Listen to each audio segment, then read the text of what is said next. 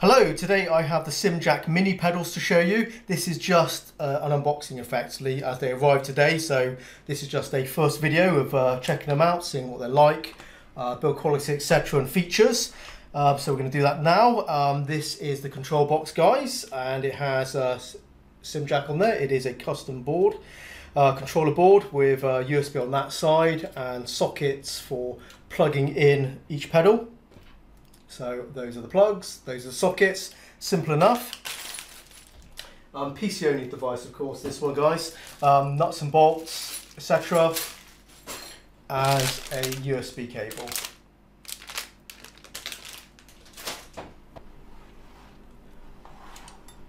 Very nice large pedal face on here, which is great because it does mean you get a lot of purchase on there. Particularly if you're into heel and toeing, you will appreciate having a larger target to get your foot into. Let's get some tension into it so you can see that.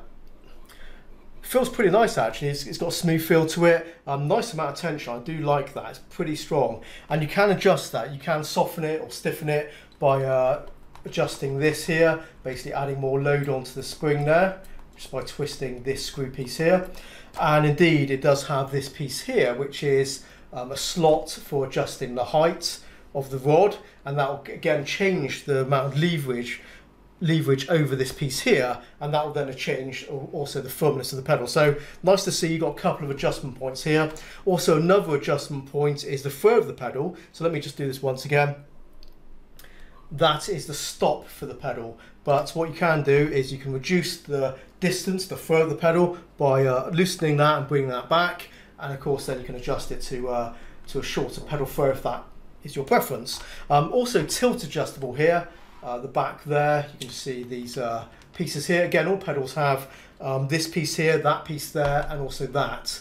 So yeah, pretty good. You have plenty of adjustment here.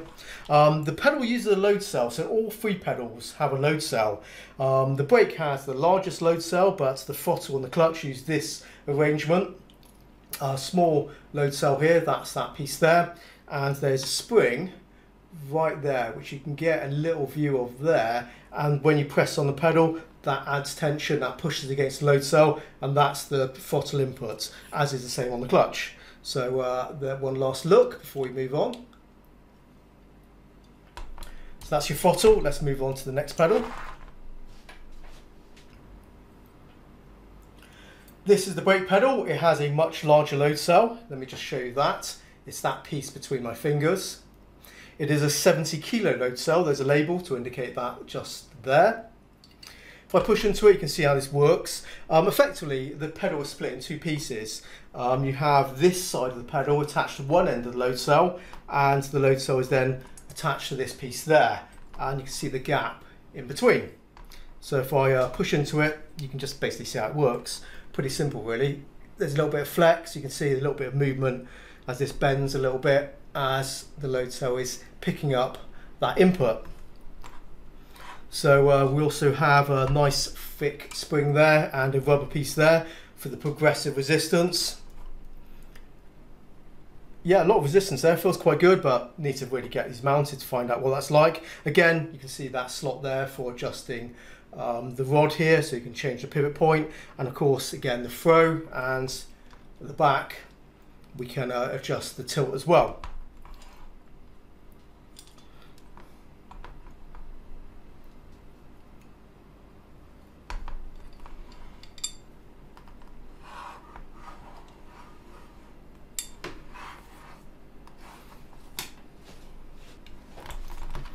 Finally, we have the clutch pedal, in essence the same as the throttle pedal until we get to this portion here. So different spring, and this is longer.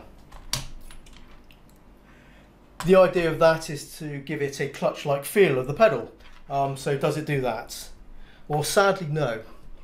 There should be more movement in this, and I did try and adjust it. I changed the tension on the spring, also adjusted this point here, moved it up, down, whatever, it doesn't do anything. So yeah, this is kind of disappointing. They haven't got this right. I'm familiar with this type of mechanism, and I've seen it working. It works on my Hussenfeld Pro pedals, a similar style, not exactly the same, but the same type of piece going on, and it works on there. It works very effectively. On here it's doing nothing. So that's a disappointment, but yeah, interesting. They haven't quite got that right.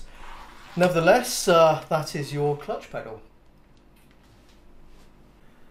That was my first look for the SimJack mini pedals. So far, these are looking rather good. The price point is really low, considering some of the high-end features here that compare really well against more expensive high-end pedal sets.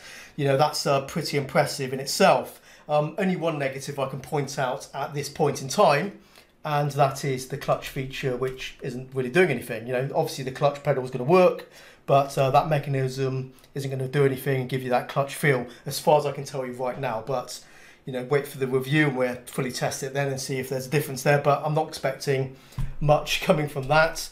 But everything else is looking damn good. You know, I'm actually quite impressed by, you know, the rest of this product. So I'm looking forward to getting these mounted, getting them tested and getting them reviewed. So stay tuned on the channel for that. And that's all I have for you for this one, guys. If you own this pedal set, do drop a comment below the video. Let me know how you're getting on with them. I'd be really interested to find out, you know, your opinions on this pedal set. But you'll find out my opinions when I get the review out. But you're going to have to wait for that, I'm afraid. So thanks for watching, guys. And yeah, we'll end it now. And I'll see you in the next one. Take it easy and happy simming, and bye-bye.